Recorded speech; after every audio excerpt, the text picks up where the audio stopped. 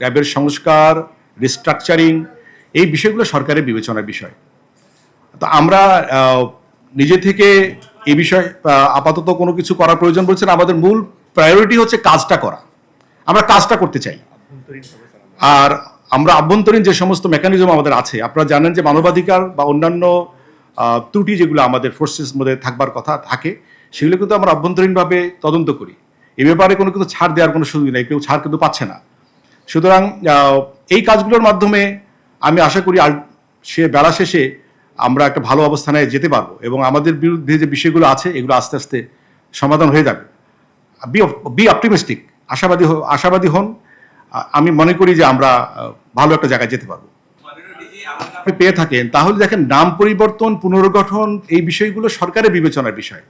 সরকার যেভাবে বিষয়গুলো বিবেচনা করবেন সেটাই হবে। সুতরাং আমাদের ফোর্সেসের পক্ষ থেকে এই বিষয়ে কোনো ভূমিকা রাখবার প্রয়োজন আছে বলে আমি মনে করি না। আমি আসলে মনে করি একটা এই ধরনের একটা সংগঠন থাকার প্রয়োজন আছে, এটাকে অস্বীকার করার কোনো সুযোগ নেই। আমি বাইরে ছিলাম বলে র্যাব তো পুলিশেরই একটা সংগঠন, সুতরাং এখানে আলাদাভাবে আমরা দেখছি না, এবং র্যাবের এখানে থাকার প্রয়োজনীয়তা সম্পর্কে কোনো দ্বিমত নেই। এবং আমি বাইরে থেকে যা দেখেছি, আমি এসে আরও বেশি স্ট্রাকচার্ড, আরও আমার ইমপ্রেশন আরও ভালো হয়েছে নিঃসন্দেহে বলা চলে। এবং আমি মনে করি এই সংগঠনকে সামনের দিকে এগিয়ে নিয়ে যাওয়া সম্ভব।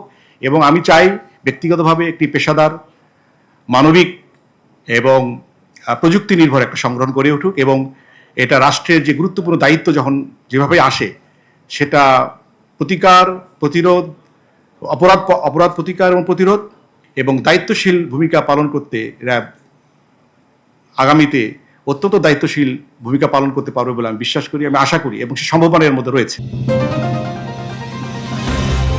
চ্যানেল বি+, নতুন সূর্যোদয়, নতুন বাংলাদেশ।